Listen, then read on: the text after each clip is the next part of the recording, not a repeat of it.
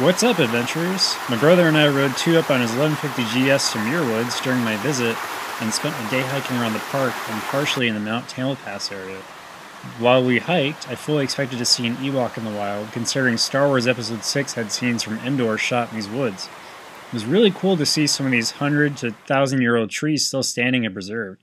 Apparently, there used to be an estimated 2 million acres of these types of forests along the coasts of California and Oregon, but it's been reduced to national parks through logging and development. It makes you appreciate that our past government leaders like Theodore Roosevelt made an effort in conservation.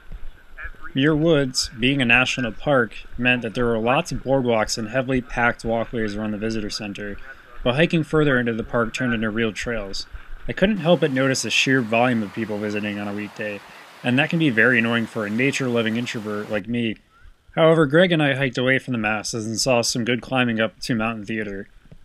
I can't remember specifically how much we climbed, but I think we hiked about 1,200 feet in elevation, which honestly felt pretty steep even compared to a lot of the Vermont mountains I've hiked before. Here I think I'm just looking at this rock, assuming that it's out of place, because you can see there's a hole there, and I try to pick it up and it's totally just stuck there. And here you can see the chest mount flailing arms. Hiking back down, we caught our breath a bit and were able to talk a little more about moto stuff. Greg gave me a lot of gear advice and ideas from his trip to Alaska. Just go. Alright, yeah, because there's a way,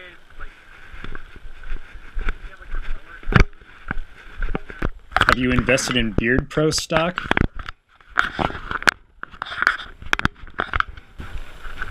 Be a hero, Chad.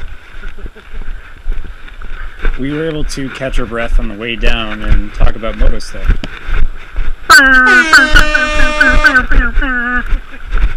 I can tell that my morale is up now that we're going downhill.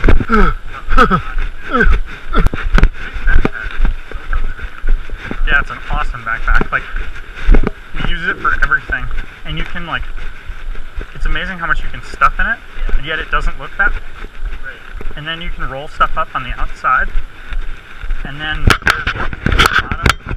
there's those rubber band closures. Yeah, so there's netting, so you can pack stuff down there. Sarah and I call it the infinite utility backpack because we haven't found one thing it can't do yet. And the zippers are super strong because we pack it to the point where it's just busting out. And it's never broken or anything, and the zippers never break. And I use it with the Camelback when I go on dual sport rides. Did I ever show you my canister rig for Alaska? no. I got one of those Coleman tanks that's 2 gallons, and I strapped that to the side of my bike, and then we got refrigerator tubing that was the same length as that, or the same diameter, and then we put the bite valves on them and ran that 6 feet of it through our bikes, so it just popped up right at my my tank bag, and you could just pull it up, and then you'd have 2, so each of us had 2 gallons of water at all times. Well, I guess once we were drinking, I guess we'd fill it up just anytime we could, and that was pretty cool. As far as the backpack goes, I wasn't able to find the exact one he has, but this particular one is a Fox Racing brand backpack made for hydration bladder. While this backpack certainly was well made, you can rig up a backpack with a bit of shock cord and make it externally expandable just like this one. I don't get paid to say this, but I would recommend a Kelty or Osprey backpack because they're so lightweight and they're pretty well made, but they're a bit on the pricey side. Maybe you can find something cheaper like a Chinese-made Molly backpack and really strap some shock cord onto that. Wait, it was right here. Yep. I don't see it. Oh, right here. Yep, there it is. On the Tissue? yeah. I could remember because because he was here and it looked like somebody was descending and just about stepped on him and then stepped off the side. Yeah, yeah.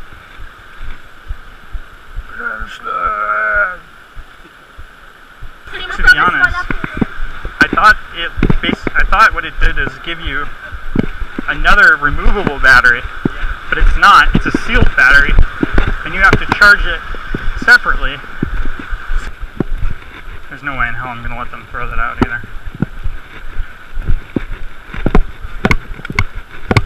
So So that guy we just walked past was holding a sign up that said 9/11 was an inside job. Well, that was pretty much the last thing I wanted to see while enjoying the forest. His tactic totally worked on us and had us talking about it for a good 5 minutes before I realized what he did. Well played, weird guy. There are some really crazy conspiracy theories you can read into that.